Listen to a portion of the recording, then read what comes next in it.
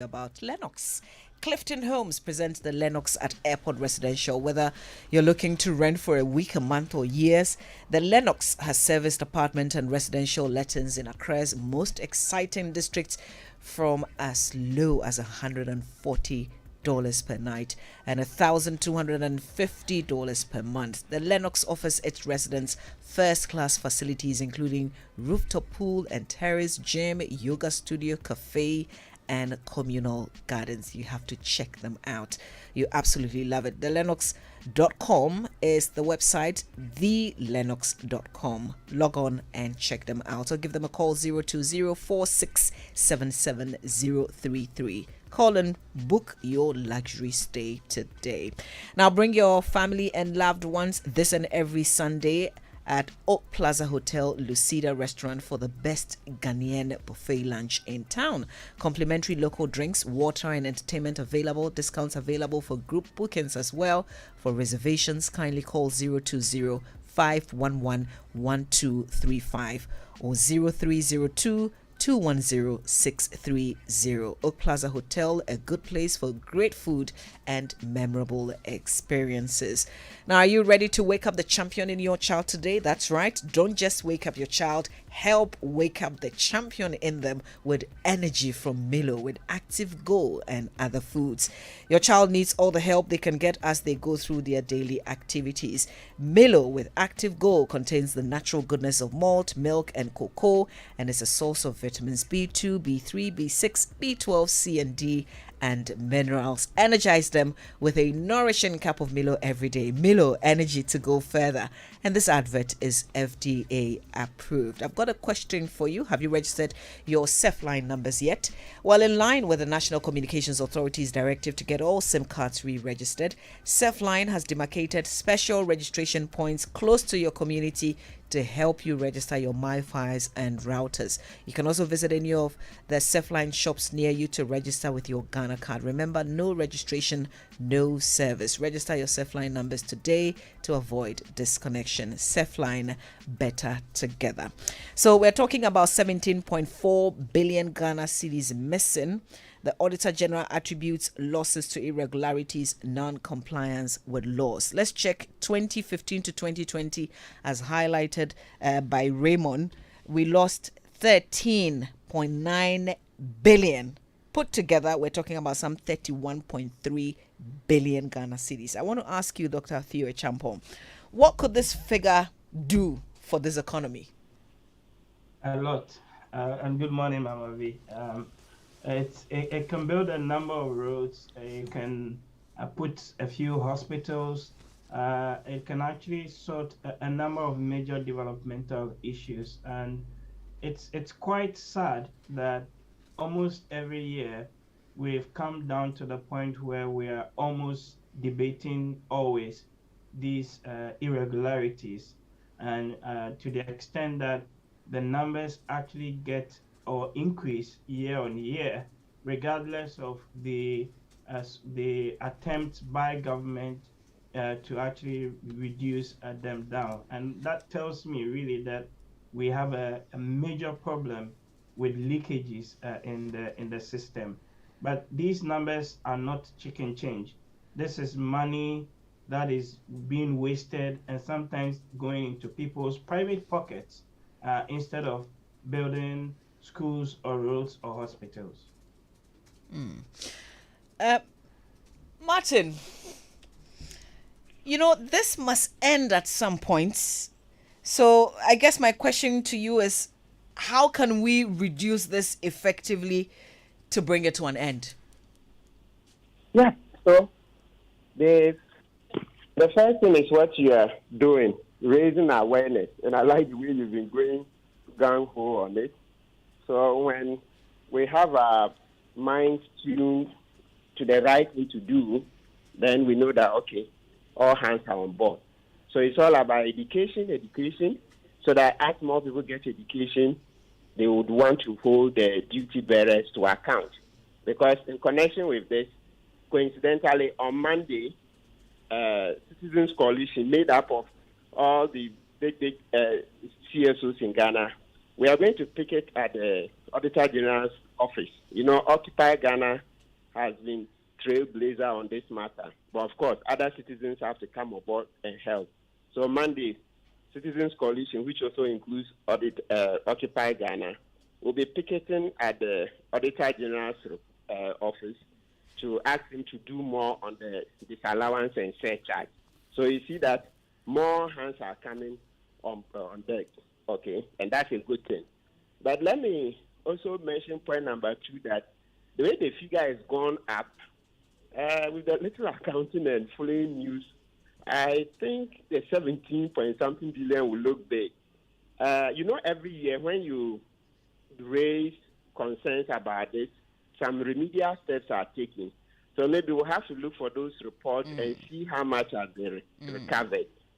That's point number 2, so that it may not be all the 17 point something billion. Right. Then number 3, do you see that in the summaries, there is some good news?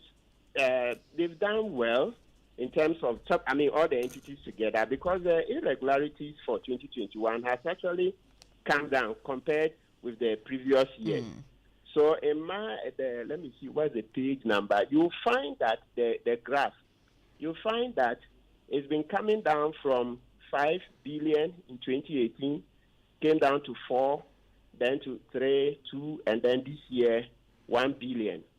So it's come down, at least in terms of the single years, in terms of the financial irregularities. And so that's something we should mention and highlight. They say before you criticize a man, you should praise him. I think it's even in the Bible. So at least one the institutions concerned that to know that yes, we've seen that it's come down. Yes. So from what I see here, you would see that 2017 the irregularities were about, let's just use round figures, about 900 million. That's 2017. Which page is that? Page 6. Then 2018, it went to, let's call it 5 billion, 200 million. Okay. 2019, 3 billion. 2020, 2 billion. And then 2021, 1 billion. So you see that these irregularities have been coming down.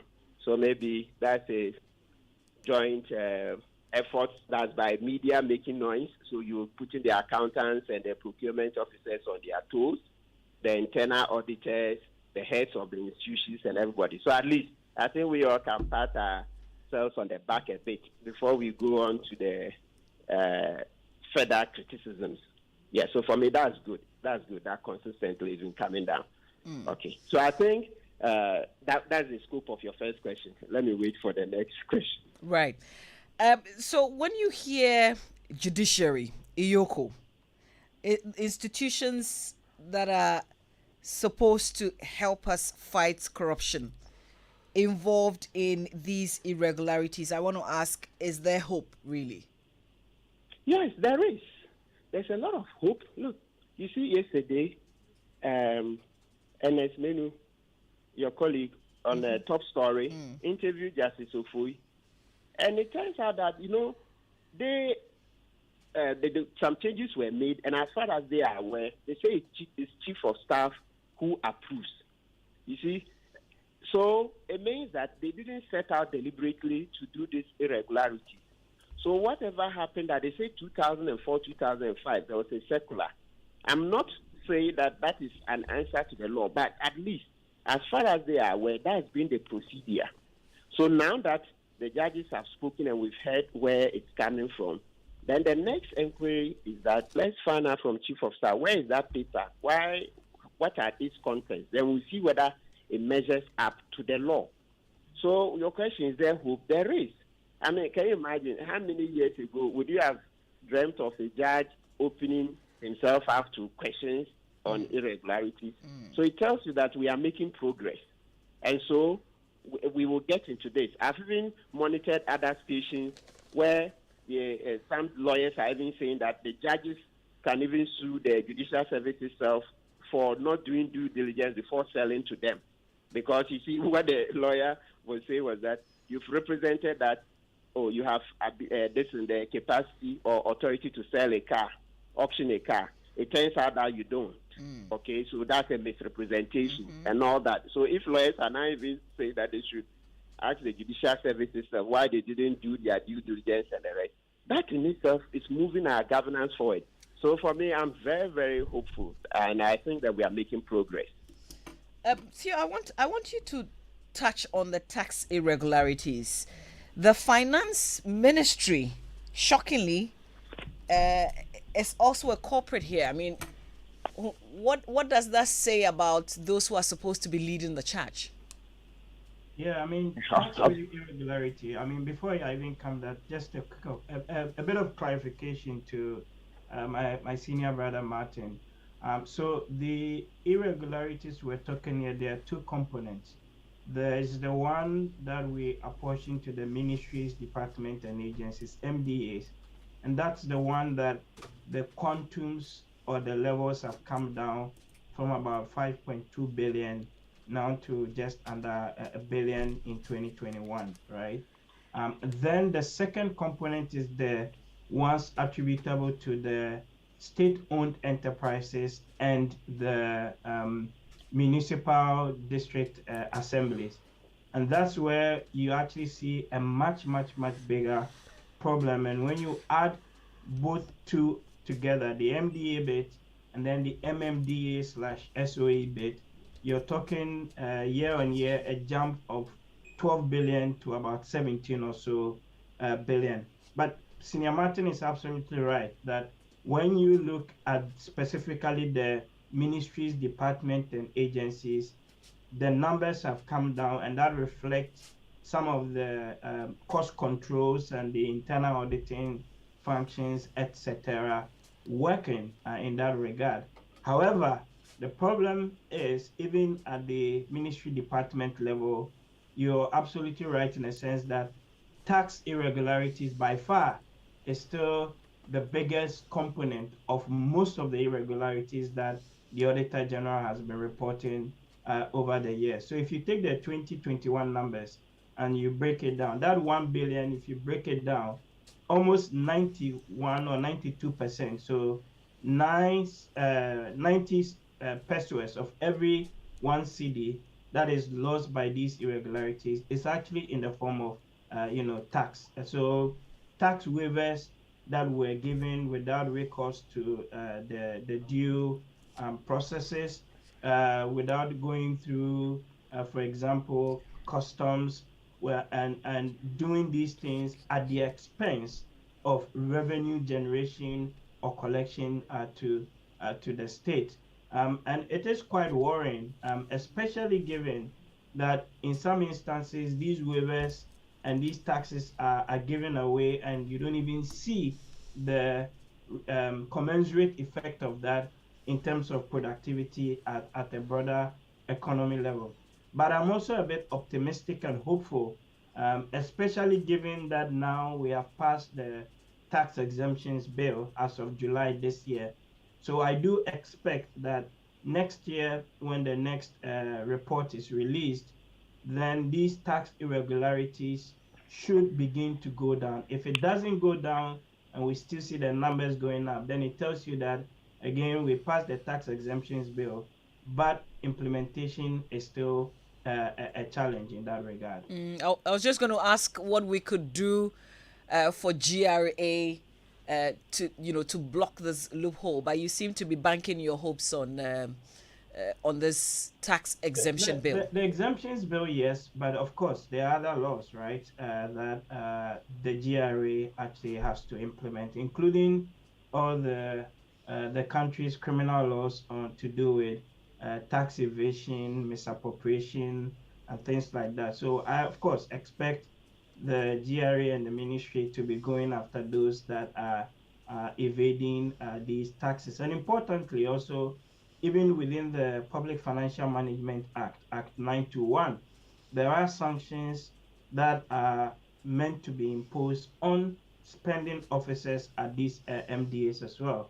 But we haven't seen that being fully implemented. And that's where I think the second strand of what should be working is to see the Auditor General now applying all those sanctions regime as it used to do a few years ago. I think we need to see a bit more of the whip being cracked in that regard. And Martin, It also a bit frustrating, not just looking at the revelations in the report, right? But the fact that there is some action that the Auditor General could take, but he's not taken. He's chosen not to.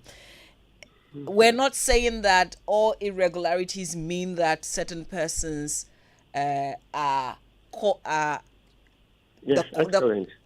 are guilty. That's not what we are saying. But there are in some instances where monies could be taken back.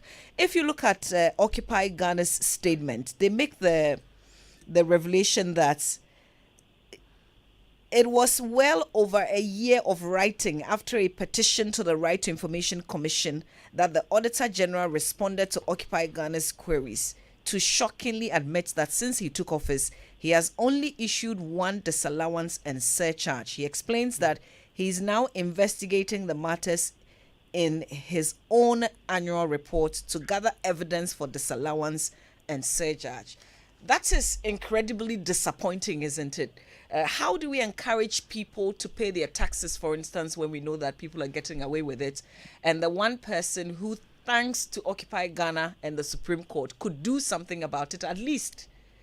But he's not. Okay. And so we will motivate him to. So as I mentioned earlier, Monday, maybe after this, you guys should do a jingle. We'll bring a jingle so that you play it to whip up public awareness, so that Monday morning more citizens will join us. That we are going to Auditor General's office, to picket, inform him that no, we want him to expedite action.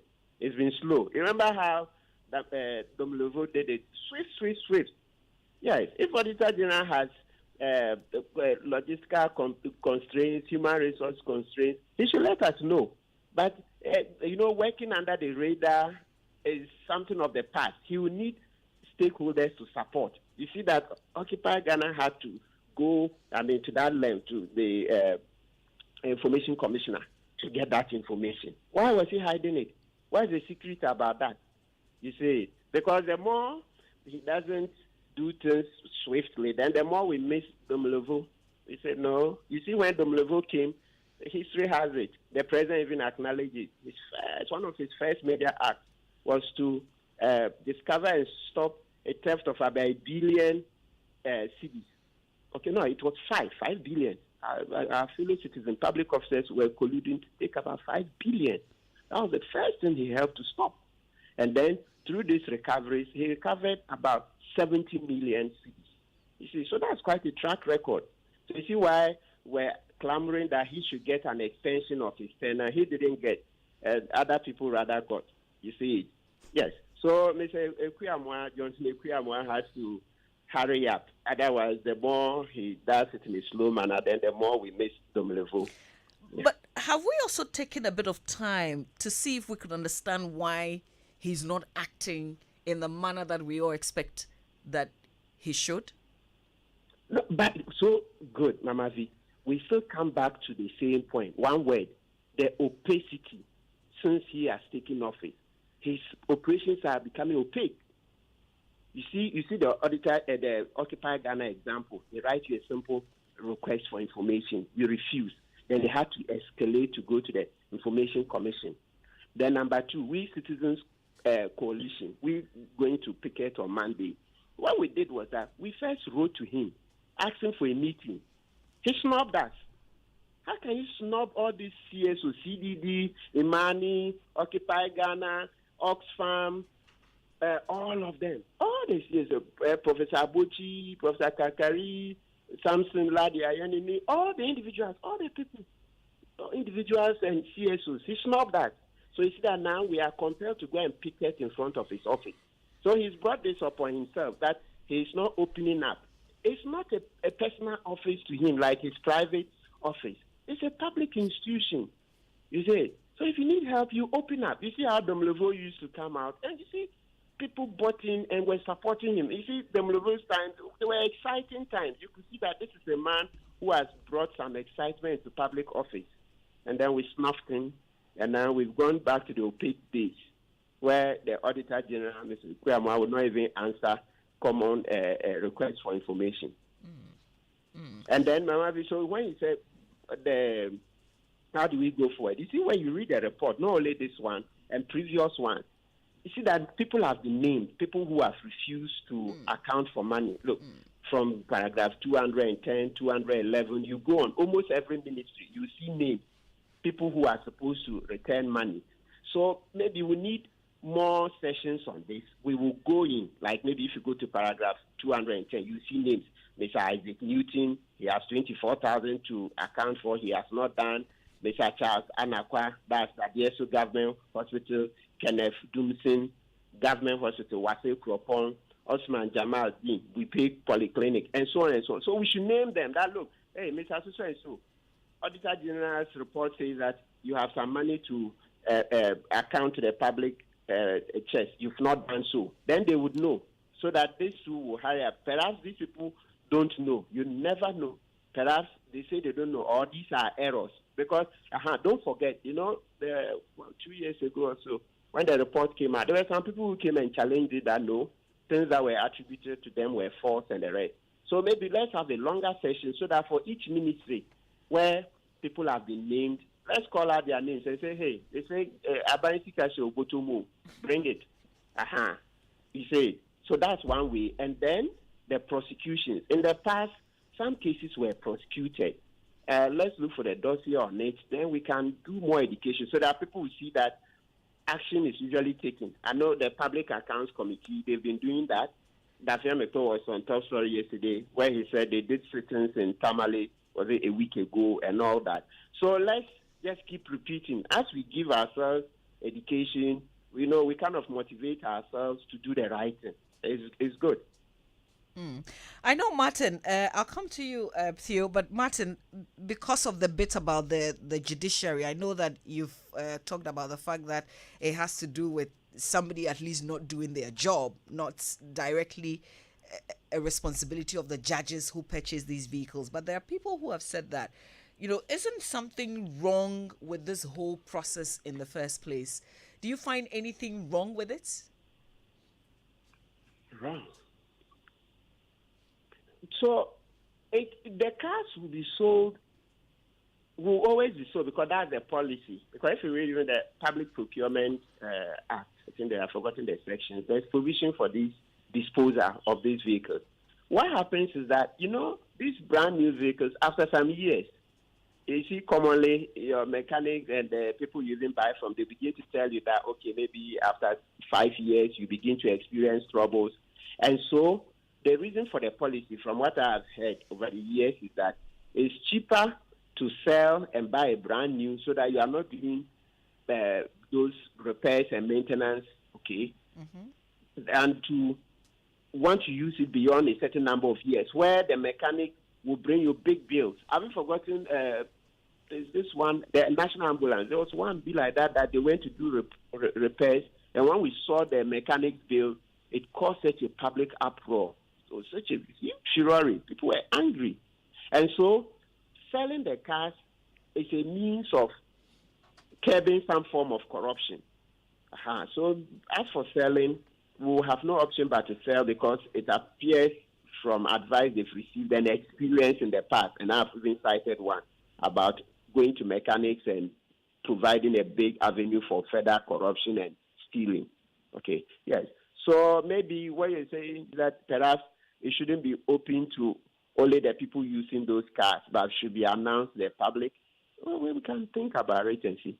Well, okay, so Theo, these are exceptional times. These are very challenging times. Should policies such as this, be continued?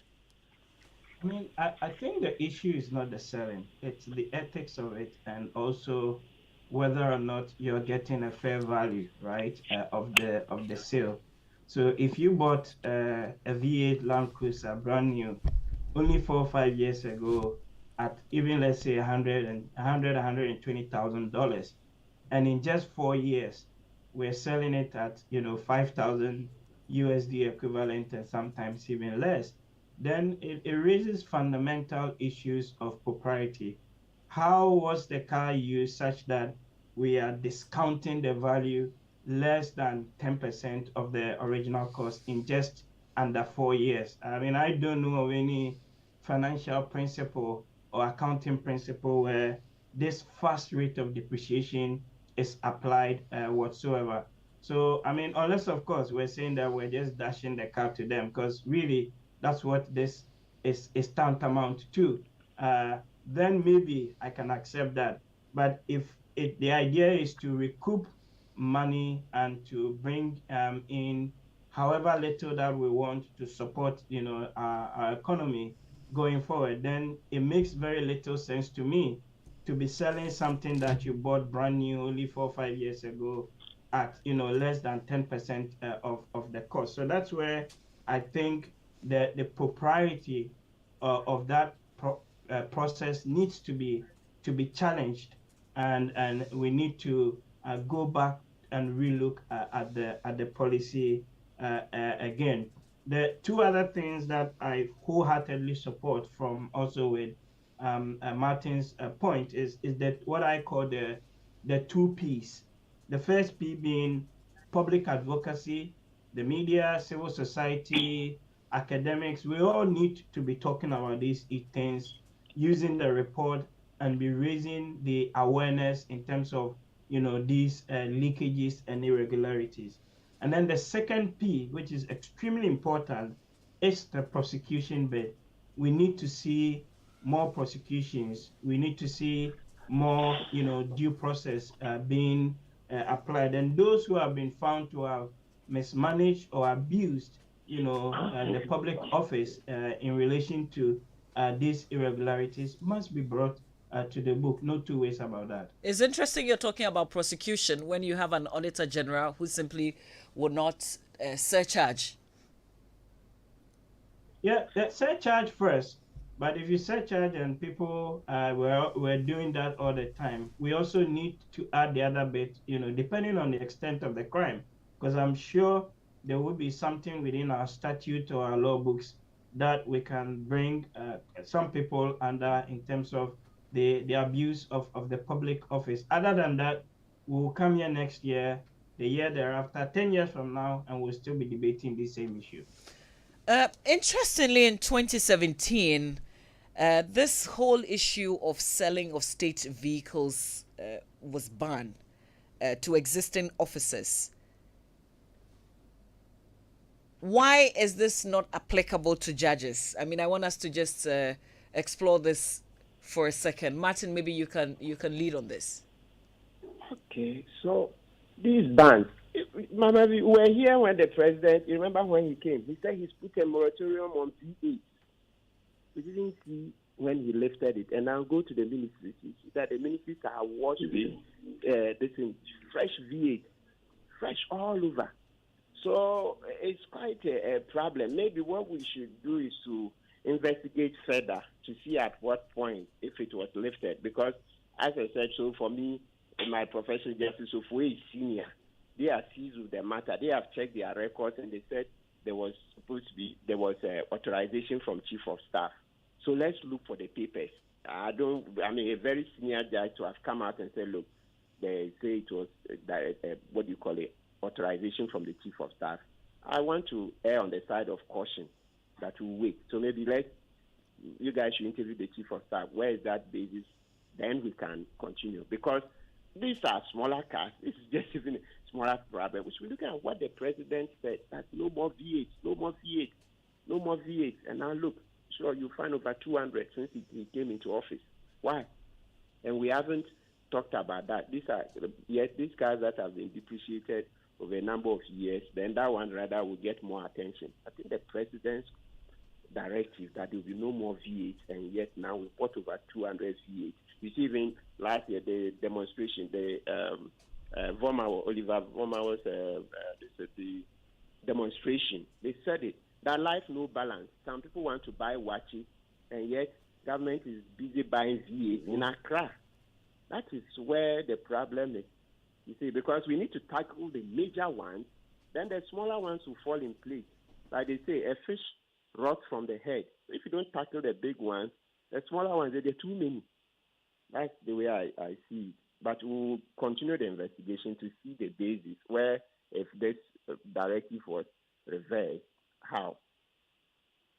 Well, I just want to go back to, what the president said back in 2017. And if you'd recall, he was speaking to journalists after a minister's retreat at the Pediasi Lodge, where he made the disclosure of the banning selling of state vehicles to existing officers, and the fact that we were in difficult times then. I guess we're still in difficult times for the Ghanaian people. That's what he said. The policy that has worked so far, which is running into a lot of problems because of the way it has been abused, which is that officials can buy official cars. That policy will no longer work. No official is going to have the opportunity to buy his official car. So we put an end to it. Direct quotes by the president back in 2017. Well, Edgar Rejo is an insurance marketer. He's joined us on phone to make a contribution to this conversation. Edgar, good morning to you. Welcome to the conversation. Let's hear you, please. Thank you very much. First of all, I think as we have mentioned irregularities, we also have to understand that there are quite a lot of irregularities in the Auditor General's report. I was expecting to have seen the auditees' comment on the issues that the Auditor General report raised, especially to do with the judiciary. Now, it's interesting that the discussion is going on in a certain dimension, but let me just clear one or two things, especially the last statement you made relating to the president's statements in 2017. There are two categories of public officers. There are transitional officers and there are retiring officers. What the president was talking about has to do with retiring the transitional officers. That is those who come under the political wing. That is the executive. Because all along, citizens have been complaining about Article 71 holders, and it is mainly to do with the political class. That is, you have ministers who come to office for 4 years, and when they are going, they take huge sums of money, other largesse, and things like that. Parliamentarians and a whole lot. So the president's speech was actually relating to those transitional officers. When you come to the judiciary, they are retiring officers, and they have a condition of service.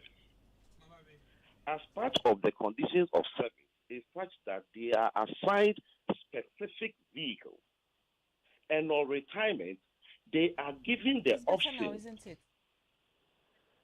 to buy those vehicles. It is an option that is given to them. If they refuse or express their disinterest, that car goes into the pool. It is not sold to any other person.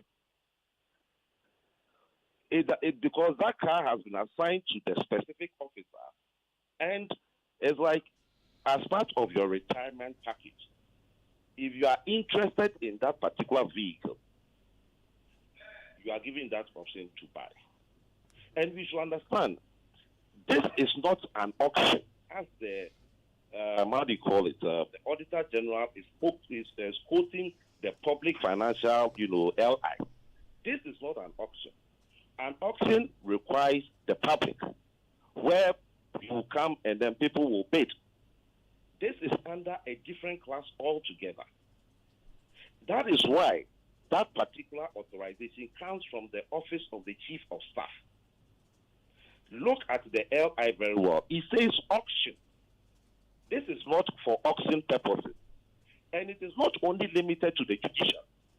It cuts across to senior public officers in all the public institutions.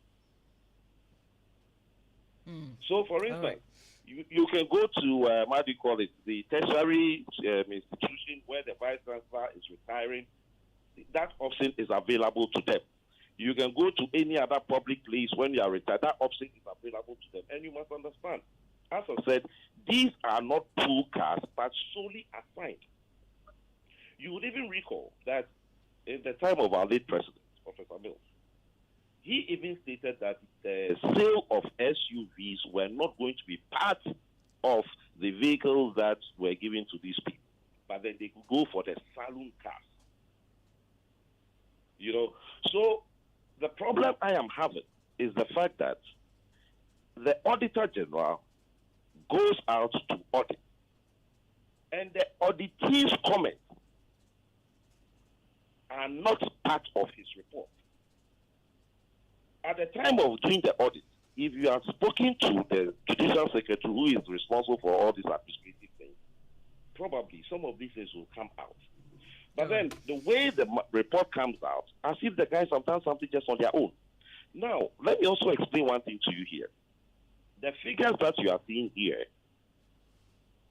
you have to go back to the time those vehicles were bought. What was the price for those vehicles? That is the basis of the valuation. All right. At the time the vehicles were purchased, that is the basis of valuation. And when you are valuing the vehicle, you want to look at the mileage. The year may not necessarily be so important. You want to look at the mileage the car has covered. That is why we have the wear and tear. You see that within that period, you want to look at the maintenance history of the vehicle. Certain things have some lifespan, certain things may be changed and what have you, but then you should know several parts are not as original parts. And these things are done by the state valuer who is resident at the state transport yard, SDC Intercity. He is the one that does the valuation and then makes the valuation available to the finance house or the responsible principal and says, this is the amount that you are asked to pay. So it is not as if somebody sat somewhere and decided that I'll pay this or pay that. All right, Edgar. We get you. Thank you very much for this intervention. Edgar Radio is an insurance marketer. We have Martin Pebble, who is a private legal practitioner. Dr. Theo Champong, political risk analyst and economist. This is the Super Morning Show. Stay with us.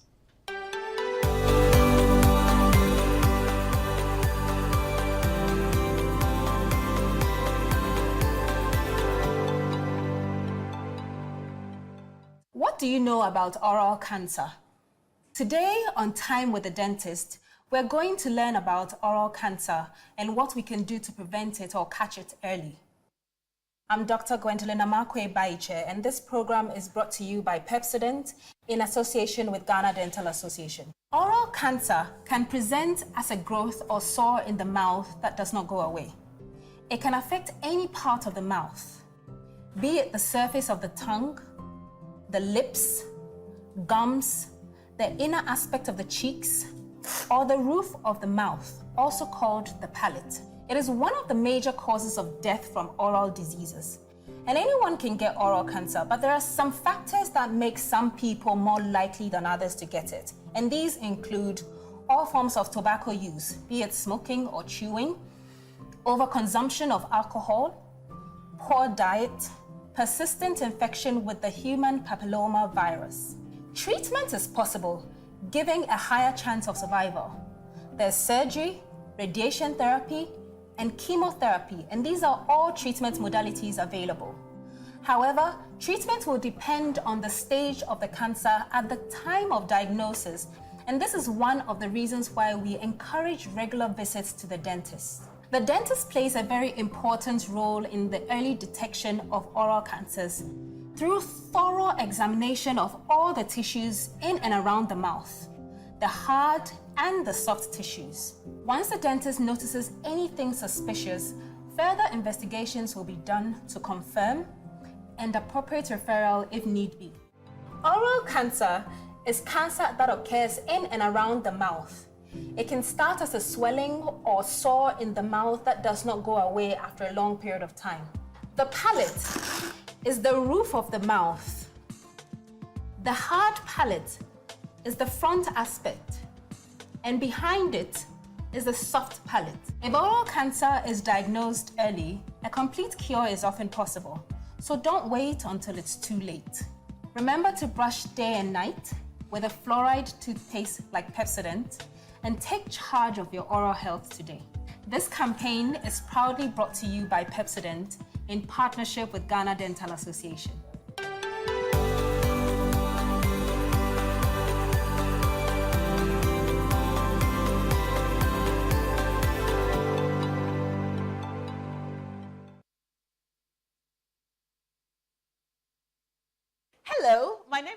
Ashakoy, and I'm excited to lead you into something absolutely amazing. It's a one-cast play called 5 Hours with Mario.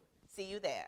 Globe Productions, in partnership with the Embassy of Spain, Joy Entertainment presents a Latif Abubakar adaptation of Miguel Deleby's novel 5 Hours with Mario, live at Accra International Conference Center on September 3rd and 4th. 2 shows each day, 4 p.m. and 8 p.m. For 80 Ghana cities, dial star 447 star 1092 hash to grab your tickets now. Tickets also available at Joy FM, Bachona Total, and Airport Shell.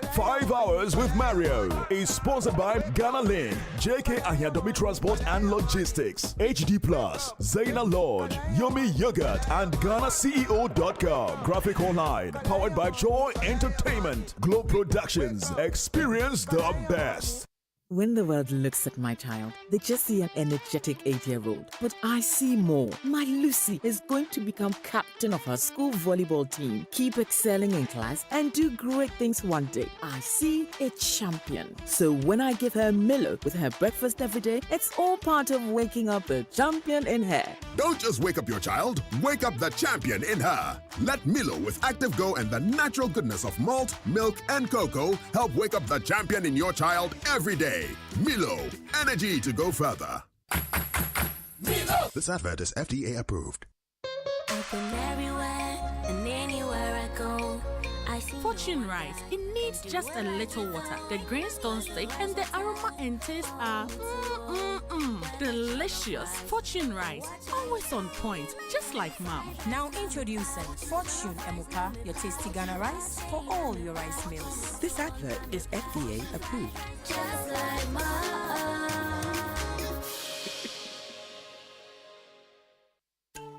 How?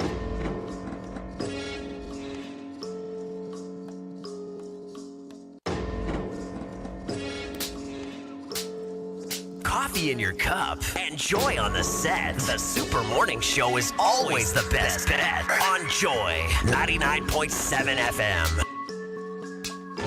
Super Morning Show, Joy 99.7 FM, 18 minutes after 9. And today we're spending time appreciating what is contained in the 2021 Auditor General's report, but most importantly, what can the Auditor General do? Why is he not picking up from his predecessor, Daniel Domelovo, in terms of taking back some of the monies that he can take back? Just as he's been empowered by the Constitution and most importantly by that decision by the Supreme Court. More of that with Martin Pebu shortly, but everywhere make hot. But still, mouth for enjoy regardless. So grab your favorite Bigo drink from Twellium Industrial Company Limited, producers of Verna Mineral Water and Rush Energy Drink. Guess what? Bigo Drink gives you 20 bottles for a pack. Yes, no more 16, 4 more bottles for free. Obia, Benyebi, boys, girls, mommy and daddy for the party, funeral, family day out, and any other social gathering. No wahala. Grab any of our flavors: cola, orange, pineapple, apple cocktail. Bigo Drink, big in taste, big in flavor, big in quantity, and very affordable for all. Bigo Drink, another premium product from Twellium Industrial Company Limited, producers of Rush Energy Drink and Verna Mineral Water. Now, all you have to do this Momo month is download and install the Momo app and earn more points when you use it to send money, buy airtime or data from your own wallets, or just pay for goods and services with a QR code or merchant ID. Don't slack, because there's up to 5,000 Ghana cedis to be won every single week this Momo month. You can also check your points by dialing star 170 star. Terms and conditions apply. Please note that all winners will only be called by the official MTN number, which is 0244 300,000. That's the number that will call you to redeem your prize. All right, Ray, a lot has been said. Now, see, this is what we have done over the period. If the Auditor General had moved forward in the last few years and taken it a step further and gotten us some reprieve by actually surcharging and disallowing and forwarding same to the Attorney General, who would then proceed with it, go to court when he has to go to court. All these matters could be resolved one way or the other. But for a middle-income, lower country, that's always boring. For a country that will have to rely on others to shore up its balance of payment and all of that, it doesn't make sense that you continuously do these things. In fact, your development partners, when they look at you, they are worried that you are losing so much money through means that you could stop if you are serious about it. But let's take it though. This involves people in the judiciary. It involves people in the Attorney General's office. In fact, even the Attorney General's office, there were specific orders to the Attorney General's office to retrieve monies. It involves the Ministry of Finance. It involves Yoko. So ask yourself, who will be acting on behalf of the people and saving us? Virtually every relevant state institution in this country has one irregularity or the other. How is that possible? So if they are all basically involved at every point in time, how then do we save this country? A country that is begging the IMF for some help. You look at it, 17 billion. 17 billion is more than double your e-levy. Not even the one that you're not likely to get. The original thought of 7 billion is more than double their amount. And escalated over the period. So if we can, that's why people say that if we seal the corruption and related and necessary, of course, not all of this is due to corruption, but if we seal some of these loopholes, we will get the amount of money we need to fix some of our problems. But it doesn't make sense that we always cap in hand begging. Then we go and beg and actually use the money and engage in such irregularities. We are acting like rich people. We are acting like a rich country. Even a rich country don't waste this amount of money. So you, a poor country, the little that you go and beg, then you come and waste it. And the people responsible to also retrieve the monies will also be dilly-dallying.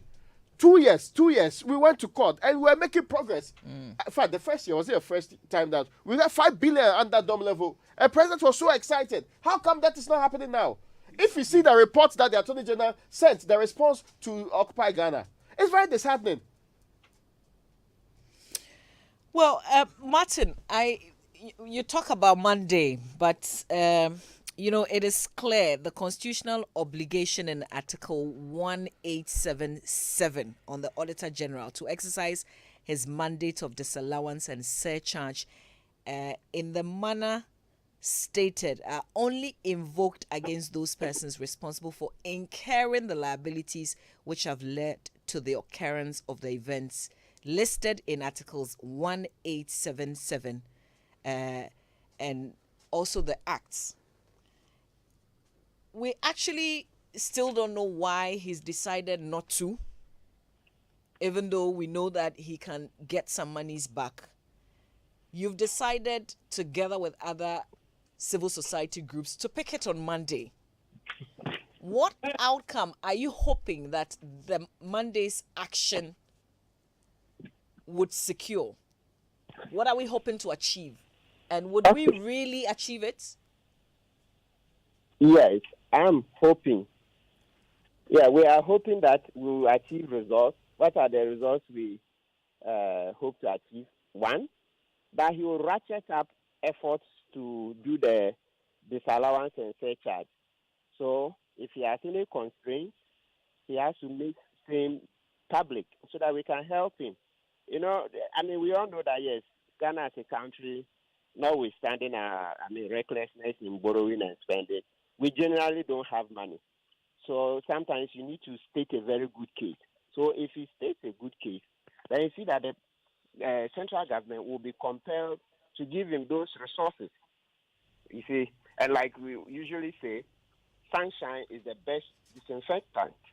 So by going to picket there, he'll be forced to come out. When he comes out, we'll be able to offer some solutions from all angles. So whichever way you look at it, this is a huge positive step. It's going to even strengthen his own hands. Perhaps if there is a cabal there, and you usually don't imagine that these cabals don't exist. So if there's a cabal that's preventing him from acting freely, this picketing would at least help to free up the Auditor General a bit. Yes. All right, Martin. We wait for Monday and check the outcome of that action. But we're super grateful for your time and Yeah, Mama V, analysis. one Yes, more thing. Martin. So, like we said, we are coming with jingles so that you will play them as for us. Yes. The COO is listening. So Okay. we're waiting for the jingles. That's Martin Fable, who is a private legal practitioner. Ray. There's a point that has been made about whether or not we will need new laws. Let's be clear. Right from Article 187 you mentioned, and 256, 7A, 7B, and all of that, it tells you what various accounts to be audited and reported upon, through to the independence of the Auditor General, through to the powers of the Audit Public Accounts Committee in Parliament. We have in the Audit Service Act, Article 25, which talks about the publishing the Auditor General's reports and archiving copies. We have the Civil Service Act, which talks about declaration of assets, which deals with what's supposed to be declared and all of that. We have the Public Finance Management Act 2016 at 921. In fact, it talks about the very things that public finance management is supposed to be done. Importantly, and I'm skipping to Article 13 of the Public Finance Management Act because that's what establishes gift miss. I remember the likes of Secretary telling everybody in this country that the period where you would make any purchase from any corner and anybody's approving it will be over. It's centralized. It's the same system that we are running. It's a financial management system which will make sure that we streamline and nobody does what they want. And we are having these ones. In fact, even Article 216 of the Public Finance Management talks about publication of annual reports of recovered or covered entities in all of these ones. We have the Public Procurement Act, which talks in detail about the auditing requirements for even procurement, many of which have been reported in this particular report. So I do not think that it is about the lack of laws in this country. It's just that people have realized there are no repercussions for doing what is wrong. And we ought to crack the whip. It is the part where we are pretending we don't know. But sometimes you also ask yourself, if there are people in the judiciary who are being asked to refund, if there are people at the Attorney General's office being asked to refund, if there are people at IOCO, all of these relevant institutions who have come together, important institutions, including Controller and Accountant General's office, who are supposed to be helping us fight this cause. And if the ultimate guy at the Auditor General's department, if for nothing at all, his predecessor started something that he's unwilling to continue, how then can we move forward? I mean, it's almost like we have been caught in a trap of people with designated specific powers. First, they said they didn't have the powers. Later on, they got the powers, but they can still not act. So what's preventing them from acting? If we know they are incapable of doing it, why don't we find new people to do it? What's the big deal? It's public service, not private service. It's not a private pocket that you're running the state coffers with. For how long can we be reporting 17 billion, 4 billion, 6 billion, 2 billion? And yet, every year, we are still telling ourselves the same stories. Let's end with this from the lead judge in the decision, the Occupy Ghana versus Attorney General. Yeah.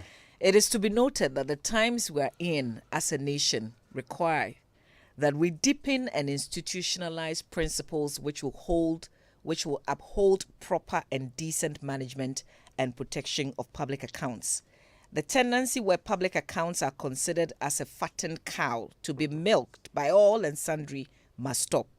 Our laws on financial management must therefore be made to work to prevent absurdity in our enforcement regimes of same.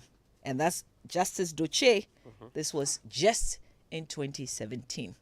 We'll be back to take your messages.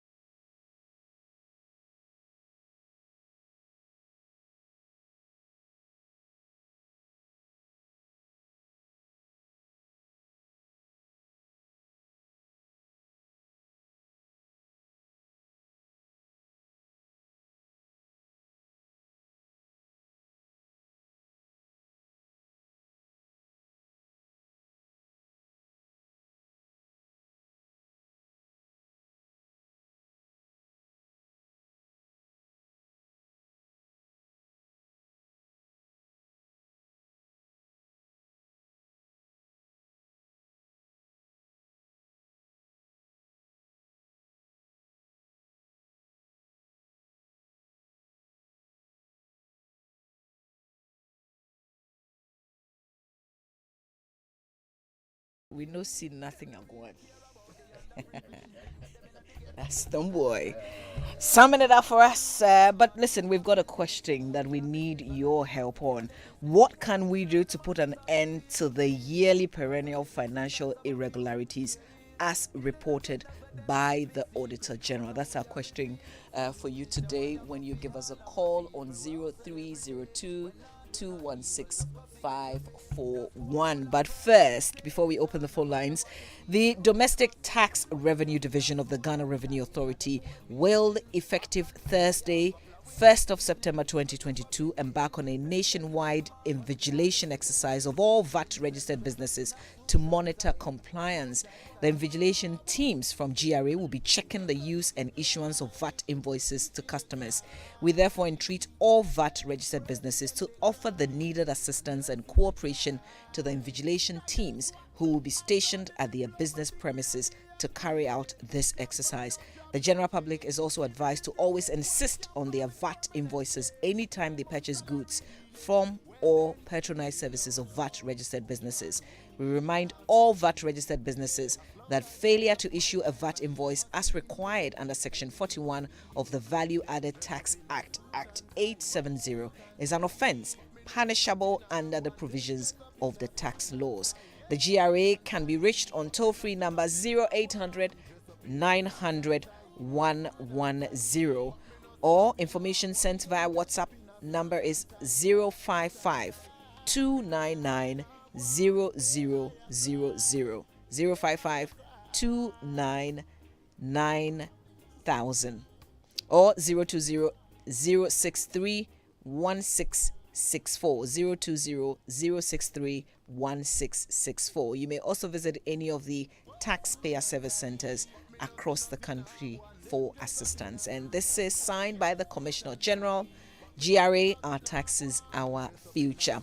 Now, Kingdom Books and Stationery Limited, your number one supplier of quality office essentials, equipment and furniture at affordable prices, has introduced an online store for your shopping convenience. It means just as you're listening to the radio, you can just log on to kingdomstoreonline.com. You don't have to physically go into any of their branches and just start shopping online. They will arrange delivery to your homes and offices within reasonable time. They offer free delivery within Accra and Tema. They accept payment via Momo across all networks. Remember though, terms and conditions apply. At Kingdom, quality and affordability are their hallmark.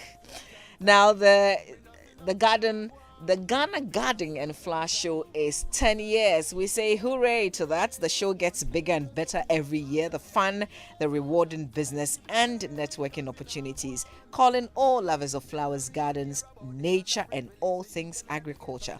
Join over 20,000 participants expected at this year's show for an unforgettable and exciting experience with activities such as exhibition, fashion in the park, movie in the park, karaoke night, conference, workshops, children's playground, and educational activities.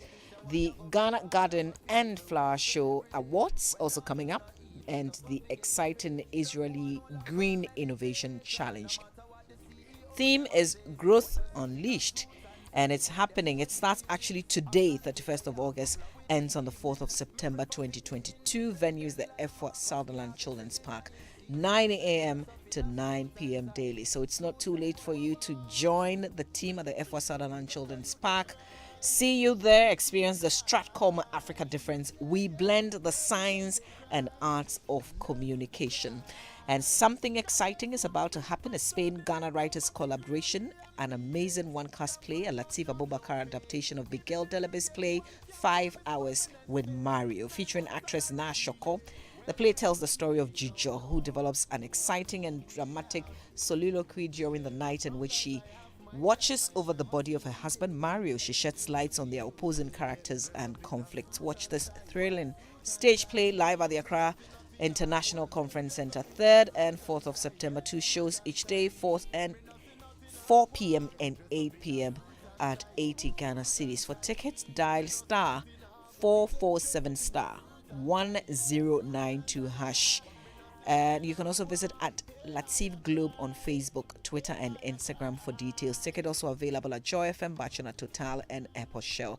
Brought to you by Globe Productions in partnership with the Embassy of Spain, Graphic News Plus, and BTL Africa. 5 Hours with Mario is sponsored by Ghana Link, JK Ahia Dome Transport and Logistics, also Zena Lodge, Yumi Yogurt, and GhanaCEO.com. Powered by Joy Entertainment and Globe Productions. Globe Productions, experience the best.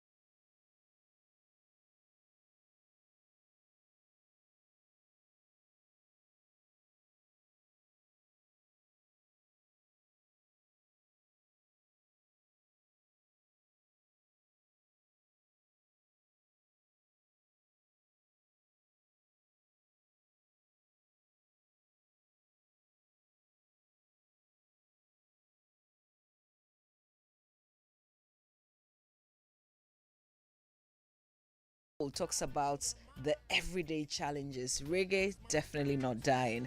Listen, what can we do to put an end to the yearly perennial financial irregularities as it is reported each year by the Auditor General? That's the question that we're asking. Kindly call us on 0302 216 541 or 055-1111-997. We've got Benjamin. Benjamin is in Adenta. Good morning, Benjamin. Yeah, good morning. How are you? Very well, thank you, sir. Let's go. It's another talk shop. We talk. Nothing comes out. And these guys are just taking us for a ride. Consider the amount of money that are spent in buying these vehicles. And I remember 2016, Malik Dabu and Kojo Yankson were on the erstwhile NDC administration. Why they should be buying V8? It was consistent on the Super Morning Show. And I'm wondering why we don't do that anymore. And they buy V8, they buy all kinds of vehicles. And who told you that? I mean, the vehicles do not make the so many thousands of miles. They know they will take the vehicles home. So this is what they do. They park those vehicles, they sparingly use them. So even if you want the mileage on those vehicles, it is nothing to write home about. You buy a vehicle over $100,000, you are selling it for $5,000. That is thievery. And the vehicle is in good shape. The last time the NDC held their meeting, look at the number of V8 people brought, people in opposition. Hitherto, they couldn't have even been able to even buy fuel for those vehicles. That means they took all the vehicles home. And they were in good condition, good shape. And this president, Akufo-Addo, told us he is coming to solve the problem, not knowing he's even worse off than the NDC. And the nation keeps going down. Look at the amount of money spent on VA. Do we even need IMF money?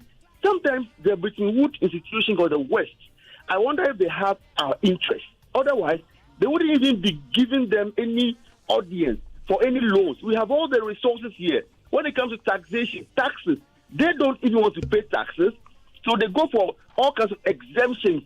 So you don't want to pay tax. So who should pay tax? So what kind of message are you sending out there? And the public servant is watching all these things, and nothing is going to come out of it. So solution, what do? We demonstrate as Martin Pebu is going to do. But won't they pour hot water on them, as some did attempted to demonstrate some time back? Won't they pour hot water on them?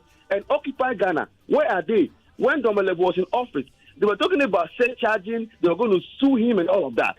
Today, this guy, a new Auditor General, who probably is in their camp, is in office.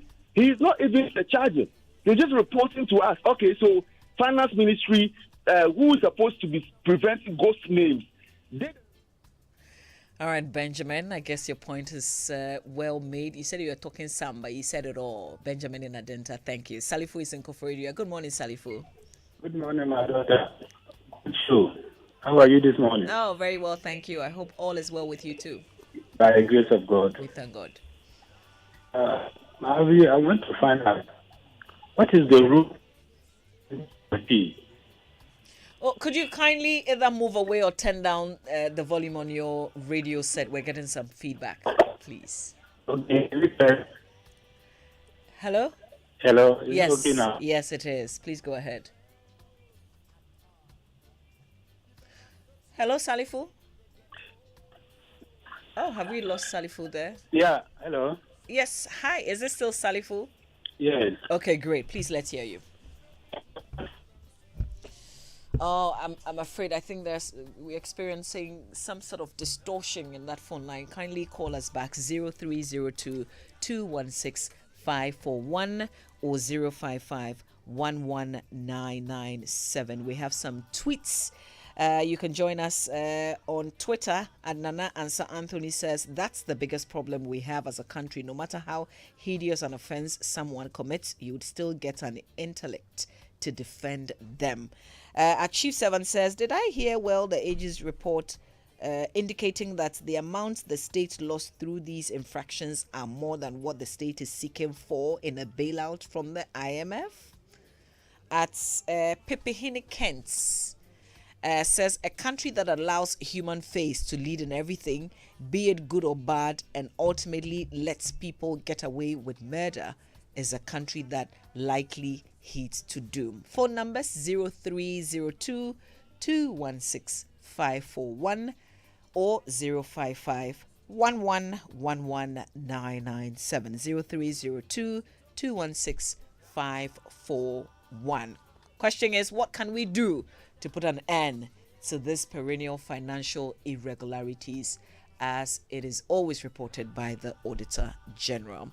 This one says, laws were and will continue to be made for man and not the other way round. Or if the Auditor General's report implicates people on corruption generally and the whip couldn't be cracked by the appointing authority to serve as an explicit deterrent to all, now who cost? All right, Salifu is joining us again.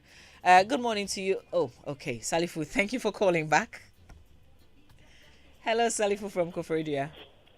Hello? Yes, Salifu, we can hear you now. It's better. Please go ahead. I was saying that, what is the role of Parliament? Because the Auditor General gives his report to Parliament too. And what action are they also taking?